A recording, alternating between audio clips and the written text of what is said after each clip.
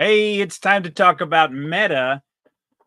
This week, some really amazing things have happened, and Meta has really unleashed AI on the world in an entirely new way. And to me, some unexpected things have already happened as a result of their release. So, what I want to talk to you about today is really a lot of details about what Meta has released in terms of Llama 3, what it means for the AI space, how you can use it yourself, and the various ways that you can get access to Llama 3 and why you might even care about that. And then what's everybody doing with Llama 3 and what does it mean for the future? So I've got a pretty chock full agenda for today. I think we're going to be here for at least a good 30 minutes. I'm really excited about what I'm seeing, and I can't wait to talk to you about these recent developments from Meta. I think they've really done some amazing things with this release, and they're doing things a little bit differently than they have in the past. So, we're going to talk about that too. Let's go ahead and jump in and talk about the release. Now, this is Meta's page that is sharing with the world the news around Meta 3. And if you've been following the news at all on places like X, or perhaps you receive a newsletter in your inbox every day that gives you AI updates, this is probably something you've already seen come across the headlines. And I've been following it as well. There's a couple of really interesting developments. The first is what Meta has released with Llama 3 today. What's available right now for anyone to go and work with is the 8 billion and the 70 billion pre-trained instruction tuned versions. Now, for you and I, if you want to be able to run a model on your own equipment, that's going to be the 8 billion variety. The 70 billion is going to take quite a bit more horsepower to run. And Meta, as a part of this release, has already informed us that they are working on a much larger model that is still undergoing training. Now, here's some really interesting news that comes along with this announcement. They have a couple of buttons here just on the very first page. You can go to Meta's announcement, llama.meta.com/llama3. This is the page that we're looking at right now. They've really made this announcement a big deal, a big splash. I think they've taken a page from what we've seen with some of the AI releases in the last 6 months and really capitalized on the attention that a model release can bring. If we go back to 2023 and some of the details around Llama originally being released weren't entirely intentional in the way that they were released. And so Meta's definitely learned from those instances and have been very upfront about exactly what they're doing. But they've also made another major change. And I'll share that with you here in just a minute. But let's keep going through what they're sharing with us right now in terms of how you can access it. They have a site today that they've created, meta.ai, that will give you direct access to the model, and you can begin working with it immediately and experiencing it. Furthermore, with this site, if you sign in with a Facebook ID, an ID that Facebook allows you to log in with, it will actually save your queries and allow you to use the history and connect back with that in the future. Some of the major developments in Llama 3, of course, we know that the intention with Meta here is to make this a more open model. And they have released the instruct model and provided some benchmarks for us to begin looking at in terms of where this model rates in comparison to some of the other popular models. Now, noticeably missing from the screenshot here of the benchmarks is GPT-4. But look, let's just be honest. There's been a lot of developments, and I think, at least in my own personal impression, is that Claude 3 is very good, but this is the Sonnet release. So what they're showing us with these benchmark comparisons is not the top line models. They are certainly comparing it with Claude 3 Sonnet, which is a lower capable model than the largest model, Opus. Now, the Gemini Pro 1.5 is what I would consider to be a higher level model. And I think they're probably showing that because it scores better than those models. So I'm a little, I think the way that they've shown this is a little bit dodgy, but we'll cover the model card here in just a moment and talk a little bit more about these benchmarks. Gemma and Mistral, of course, are smaller models, and that's why they're comparing those. This is the first 8 billion model. We've seen smaller models, and I think generally for our consumption and experimentation at home, you're going to be working with a smaller model anyway. So that is a valid thing, and it really is great that they've released multiple different sizes of the model, because I think there's a lot more to that we can discuss in detail as well. What they shared with us was a little bit more about how they are addressing the responsibility issue. This is something we're going to continue to talk about, how, alignment and making it a good model, but without ignoring the trust and safety issue. I do think that we're going to continue to talk about this. And then they've provided a number of links to ways that you can access the information and further rate it. So let's jump to the next page that they have, where they go into a little bit more detail about the model. Here they're talking about the release of the 8 billion and the 70 billion. And then what we're talking about here is their ecosystem, what they're aiming at, and how they would like for Llama 3 to be consumed, the various places where you can take advantage of it. These are all of the organizations that Meta is already working with in making the model available. So if you're in an organization that is leveraging large language models to do work, based on this list, you probably already have access to Llama 3 through your cloud provider today. And at least for me as a consumer, I'm already using it, and I've had a chance to play with it through the tools that I've subscribed to. If you've watched the channel at all, you know that I really enjoy using perplexity.ai, and as a part of the services they provide, I get access to an API. So this is available through that. But they also have labs.perplexity.ai, and they released the 70 billion variety of the Instruct model on Labs. So you can go to labs.perplexity.ai and play with this there as well if you'd like. And that's generally the place I prefer, because I'm comparing a lot of different models, and that's the kind of thing that I'm doing. But you can go to NVIDIA and Azure, you can go to Hugging Face and Google Cloud and AWS and Databricks, and they're all making the model available. It became available practically overnight at all of these providers. So I think Meta's definitely been coordinating with them to make all of that come through and make it available immediately to all of us. Now, they talk about their goals for Llama 3, and I think this is important. They're trying to focus on how they can work with development teams and developers to understand. And I think the important caveat here that we need to carry forward and really understand here is Llama 3 is not a multimodal model. So it does not compete directly with the likes of GPT-4, because that is a vision model. And I think that the future, and at least the immediate future, has an incredible amount of utility in the vision space. And this doesn't address that. And we know that Meta's been working on visual related things. So to be totally honest with you, I am a little surprised that Llama 3 does not include any vision capability at all.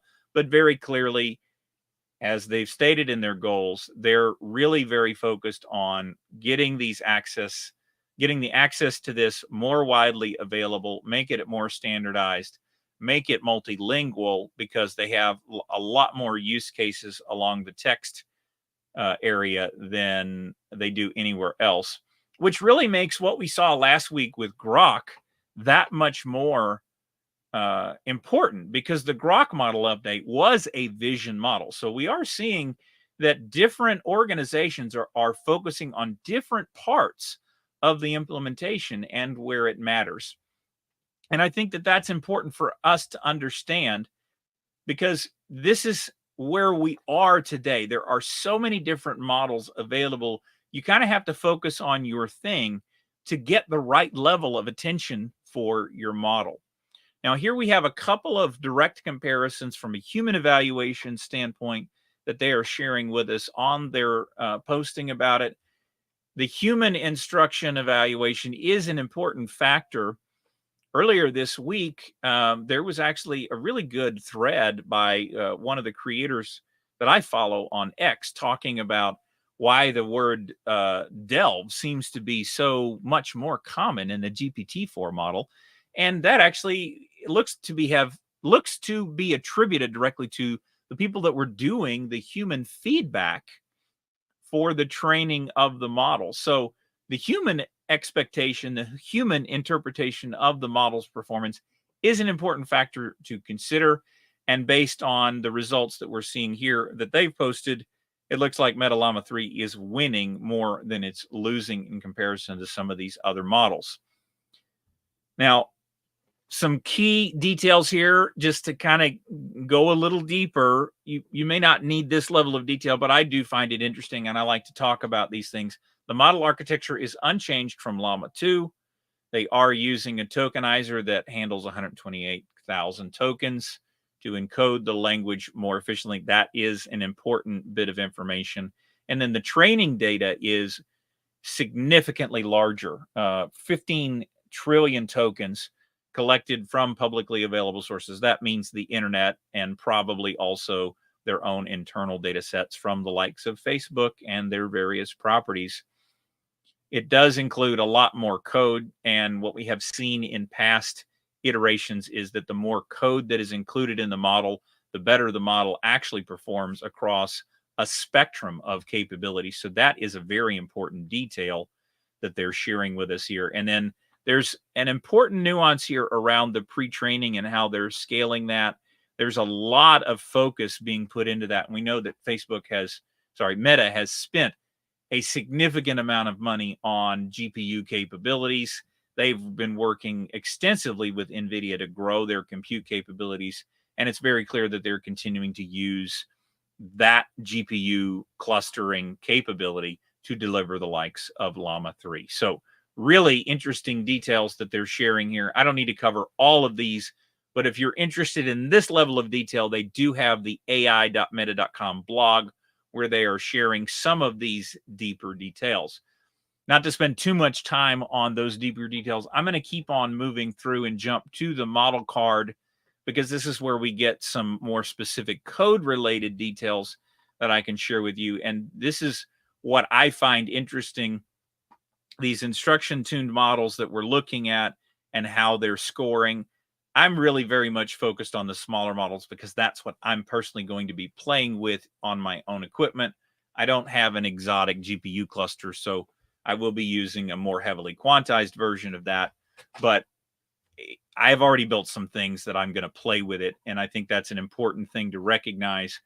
In their GitHub repo, you can access the details about the card and download the weights and get started with that. So let me keep going with what Meta's released in terms of what you can play with. You don't have to have an exotic computer to work with this. You can actually get started with it right now without having to do anything. You can go to meta.ai and get access and start interacting with it. This is just like a chat GPT interface. It's a traditional chatbot interface where you can get in there and begin discussing with it. And it is pretty rapid. It is a quick responding model. Here you can just see how rapid it's kicking out the answers. That's just a rough idea of how fast it is. I'm not going to do any extensive demo here because I'm actually much more interested in what others are doing with Llama 3. It is really important that we're getting to see these releases and they're opened up for everyone to play with. Now, Brian's a fellow that I follow on X, and he's got lots of interesting things that he shares. But one of the things that he's been working on among the projects that he's got going, he's been really diving into AI for quite some time. And he's got a group that he's working with to leverage these models to build unique and interesting things. And what he shared yesterday, or rather this morning actually, was that overnight they were using a tool called Monster APIs that allows you to quickly build APIs and interact with these models. They built a series of models that were directly connected to Llama 3. And I think that this is what we're going to see a rapid expansion across the board.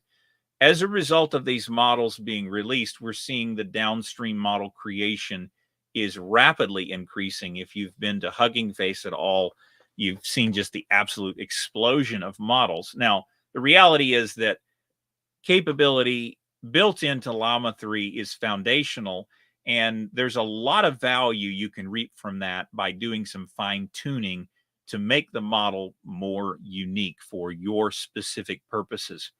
Because it is so expensive to build these foundational models, being able to put some training on top of them is what's really interesting. And so I think we're going to see a lot of purpose built capabilities built on top of the likes of Llama 3. And a lot of the folks in the community have been very excited about Llama from the very beginning. And many of the trained models that are unique are actually based on the Llama architecture that was released last year. So if you can skip over having to do any training data at all and only do fine tuning by leveraging the Llama 3 base, I think that's a really valuable development and very important for what we're going to see going forward. I think we'll see many organizations leveraging this capability internally as they're playing with and experimenting with AI at large.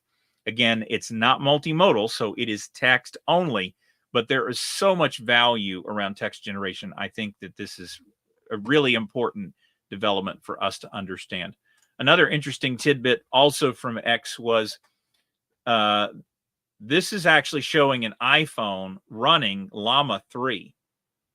So these hackers, these tinkerers that are playing with the hardware, they were able to get the model to run on the iPhone. That means that an iPhone does have enough horsepower to run the model, and it does seem to be working quite well.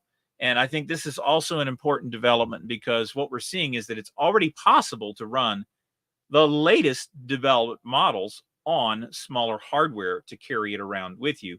And we know because of the extensive training and the past discussions we've had here on the channel that leveraging a model as a compression mechanism to put the internet in your pocket is really a key feature set going forward. And I think we're going to see a lot more of the capability in your pocket. There was a lot of chatter this week about the company that made the AI pen and some of the functionality limitations that came through on that device. I don't have one, so I can't really speak to it. I just know what I've seen on social media. But one of the challenges with a device is having that always on connection and getting that reliably. And the reality of these models is that speed matters. And you can see from the way that it's executing in the demonstration here that it's not the fastest, but it also is with you all the time, and you don't need a connection in order to use it. So that's an important distinction. I really expect that by the time we get to the end of the year, there will be more than one good choice for a local model running on a device. What exactly is that going to look like across the devices? I can't really say at this point. We know that Apple's working on a model, and certainly that Google has announced that they are working toward a locally running model.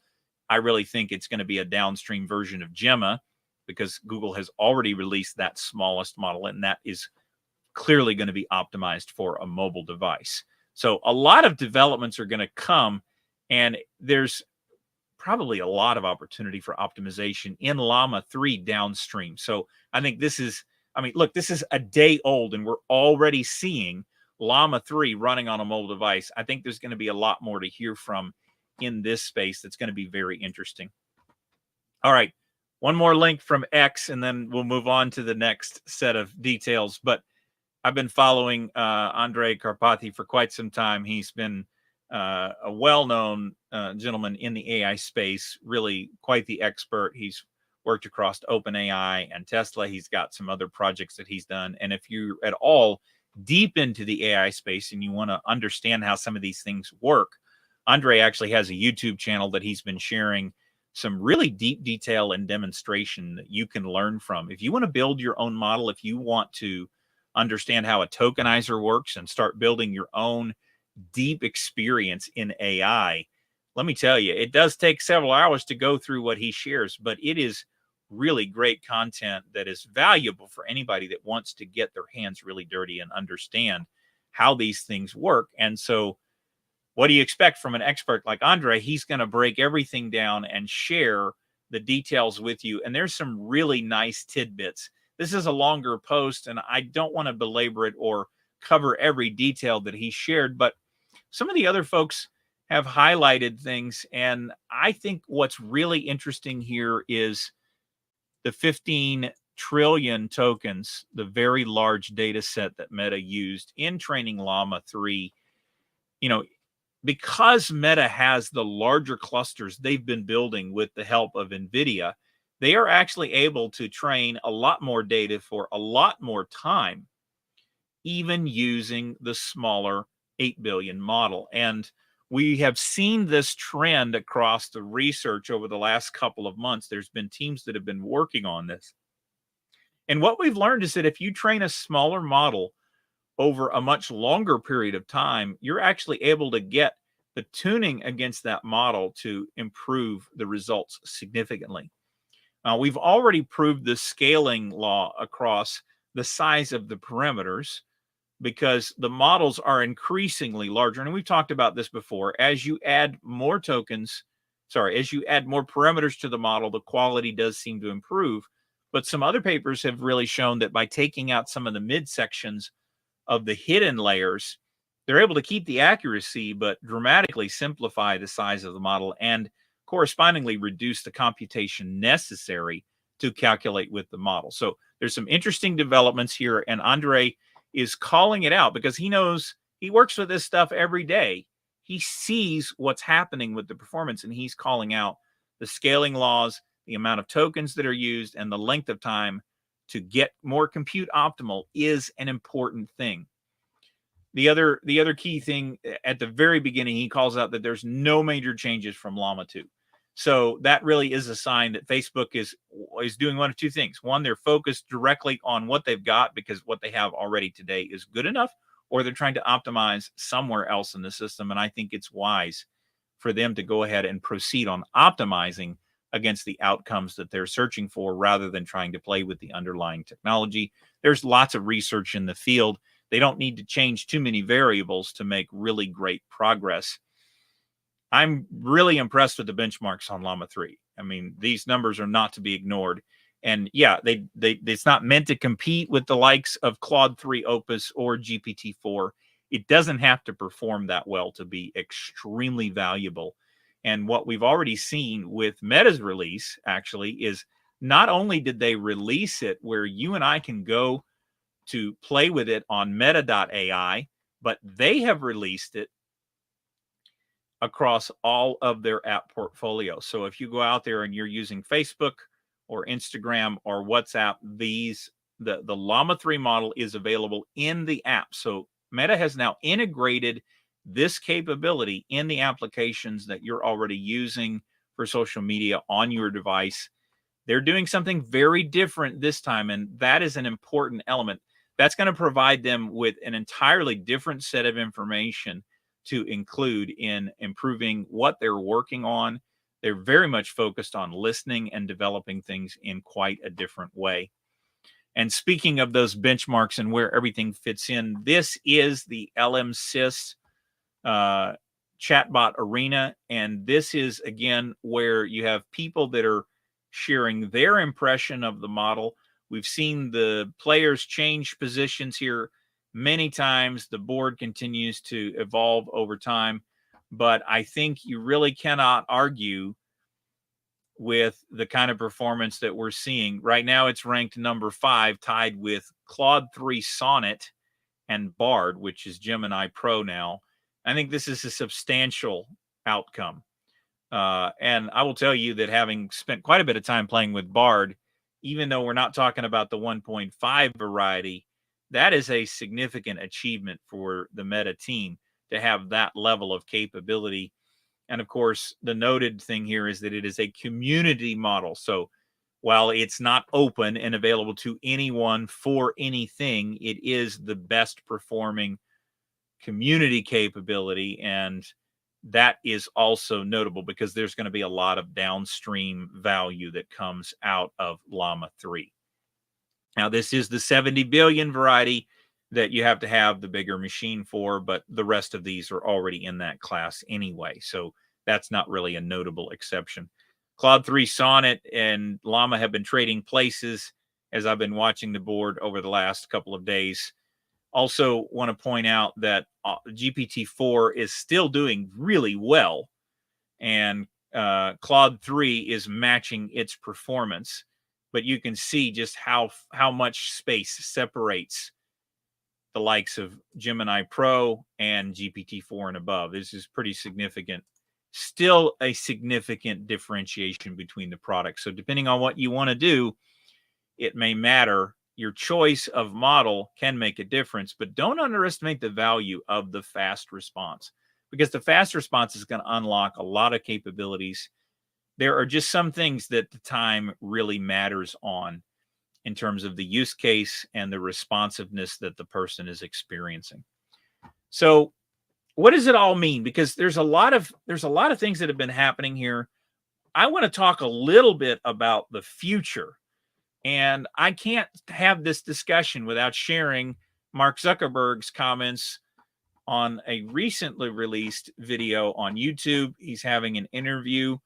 This is a widely watched video, so I'm not going to spend a ton of time on it, but I wanted to let Mark kind of give his thoughts about what the future is going to be. I'm going to have to share my audio though, so give me just a moment to get my house in order here. I'll share the screen again and also share the audio so you can see and hear.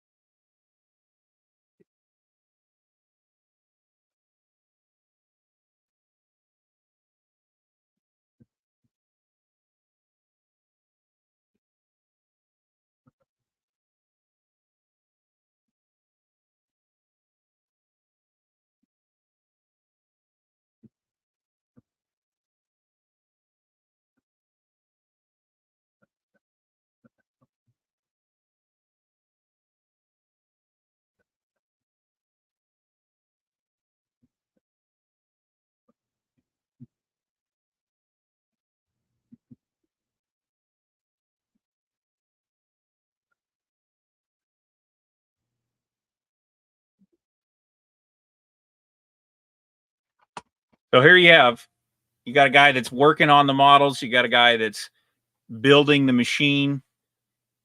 That's what he thinks the future looks like. Now, I've been studying the space for quite some time, working on all of the ways that this applies. I see the value in AI, and that's why I've jumped on this. That's why I founded AI Mistakes, because I think there's a huge opportunity for all of us to use this technology really as a creative outlet. And I will tell you, there's a lot of folks in the AI space that are very focused on what we can do with the technology. And I want to take a little different perspective than what you may be seeing in the news, in your newsletters, in really the mind space that everybody's thinking about. There are many people that are very focused on science and math, and that's how we can have all of these incredible things. But I'm a guy of faith, so I got to take the faith angle and talk to you a little bit about that. And that's part of the reason I've put this wonderful image of the Earth from the moon on the background today, because, like it or not, that makes me emotional. I think there is something to looking back on the place that we live and understanding the incredible, exceptional nature of our existence here, I'm not worried about AI. Yes, it's going to change things, but it's really not different than any other technology that we've ever seen in the past. If you go back to the time of the printing press, that dramatically changed many things. Now, you want to talk about being faith based. I've also grown up a Lutheran. And if you know anything about the history of religion, you know that Martin Luther had a lot to do with the Reformation of the church. And say what you will about Martin Luther, the character and the things that he did, but a big factor in that reformation of the church was directly attributable to the fact that Martin Luther came along at a time immediately following the release of a brand new technology called the printing press. Now, for you and I, today it means that you can go and pick up a Bible and it's going to be written in your language. You can read it yourself and consume it. It's allowed things to happen that we didn't have before that. The world really did change.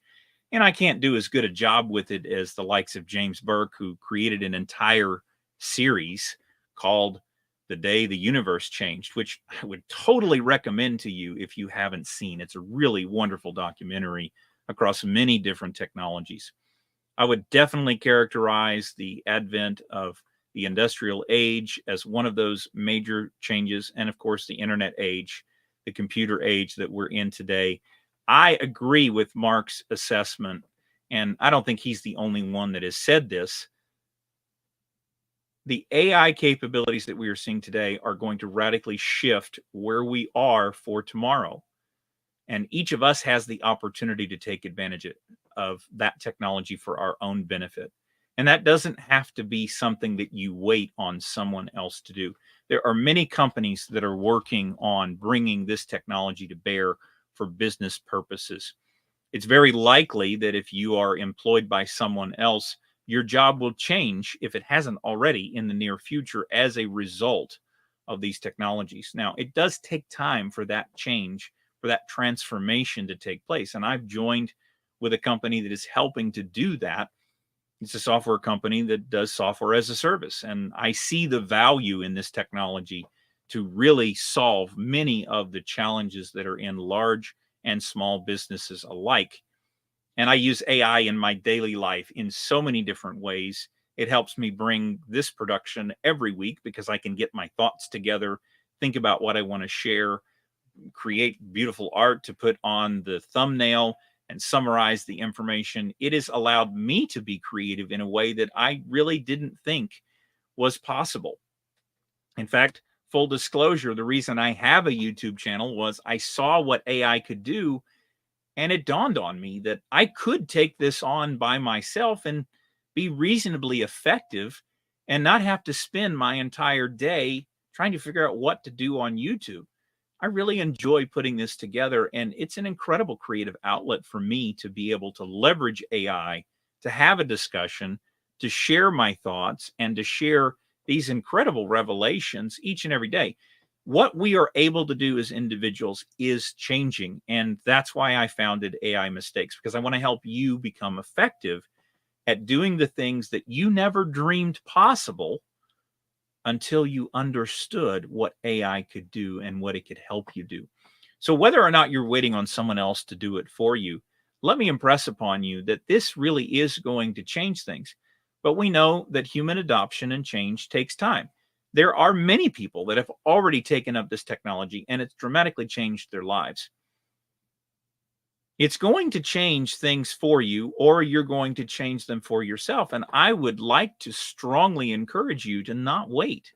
Start experimenting, start testing things.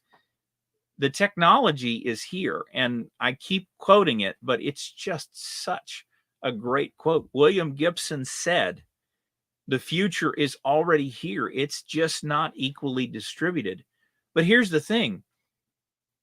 You can play with this stuff. It's available today. If you're able to watch me, you can play and use AI to do many things, even if it's just to figure out what it is that you think. You can use these tools. And I would like to have the opportunity to help you with that if that's something that you're interested in doing. So don't hesitate to comment, like, grab a private consultation session with me at some time in the future. Let's talk about what's possible.